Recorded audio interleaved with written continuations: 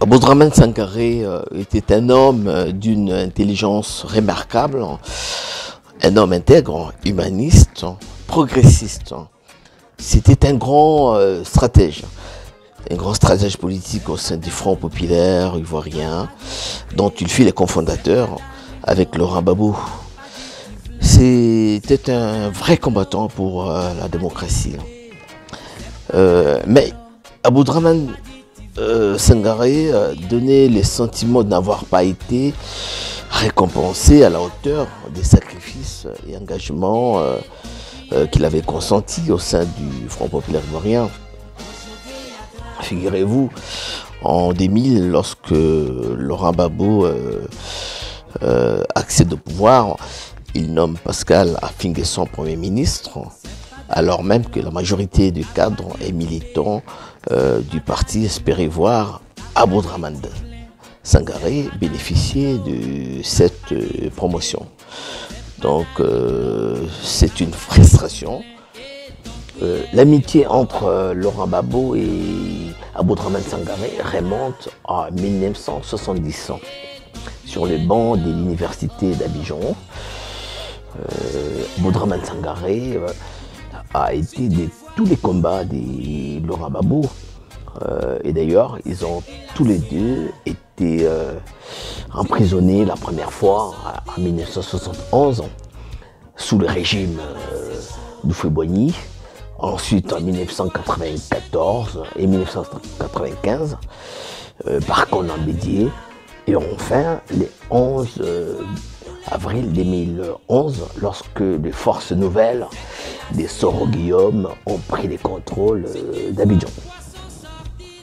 Aboudraman Sangaré symbolisait l'intérêt que Laurent Gbagbo manifestait pour les populations du nord de la Côte d'Ivoire.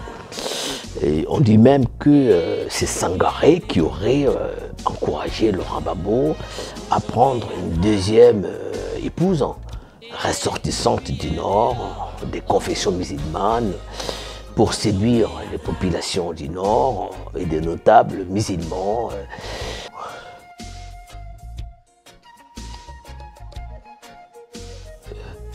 Et oui, la disparition d'Aboudraman Sangaré laisse un grand vide au sein du Front populaire ivoirien.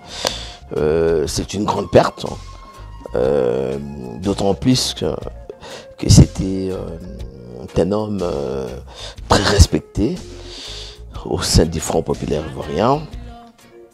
C'était un grand mobilisateur, un homme très écouté et qui savait mobiliser les militants du Front populaire ivoirien dans le pays. Sa disparition est évidemment une très grande perte pour le Front populaire ivoirien de Laurent Gbagbo. C'est vrai que Laurent Gbagbo a décidé de prendre les rênes de son parti, de prendre le contrôle du Front populaire ivoirien, mais il ne faut pas oublier qu'il est en prison, qu'il est détenu, qu'il est à l'étranger, qu'il n'est pas sur le terrain en Côte d'Ivoire, même si il a confié la gestion des affaires quotidiennes du parti à Soadou. Ça pose quand même un problème d'organisation, un problème de mobilisation au sein de ce parti, dont la direction est d'ailleurs très vieillissante. Vieillissante aujourd'hui, le parti n'a pas procédé au renouvellement de ses cadres et est responsable depuis plus de 10 ans. Donc c'est un parti qui est frappé par un phénomène de vieillissement des responsables et du coup ça pose un problème de mobilisation de militants. Voilà. Donc moi je pense que la décision de Laurent Gbagbo de prendre le contrôle du parti alors même qu'il n'est pas sur le terrain n'est peut-être pas une bonne chose. Simone Gbagbo est aujourd'hui libre et on peut se demander pourquoi est-ce que Laurent Gbagbo n'a pas pu confier la direction du parti à son épouse qui est deuxième vice-président pour reprendre le parti en main.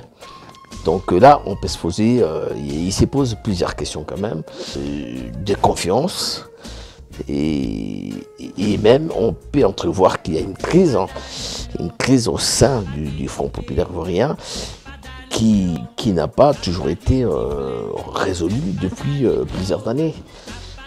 Voilà. Le Front populaire ivoirien est aujourd'hui divisé en deux tendances. Il y a une tendance qui est dirigée par Afin Guesson et l'autre qui est très majoritaire d'ailleurs et fidèle à Laurent Gbagbo. Je pense que dans les mois ou années à venir, Laurent Gbagbo, s'il est libéré,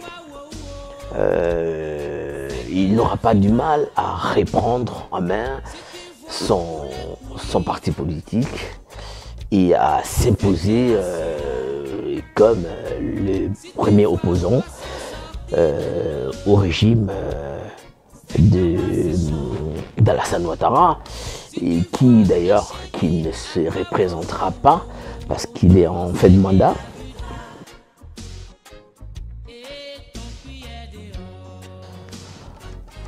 L'année 2020 nous réserve beaucoup de surprises sur le plan politique en Côte d'Ivoire.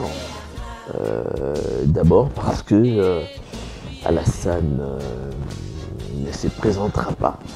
D'autre part, Soro Guillaume se positionne pour être candidat à la présidentielle contre l'avis de la RHDP et des RDR. Et d'autre part, vous avez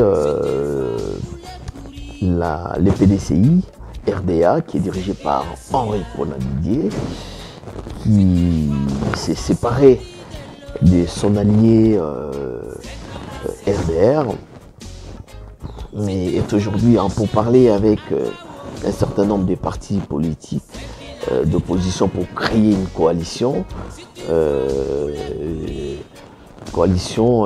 anti-Alassane Ouattara ou RHDP.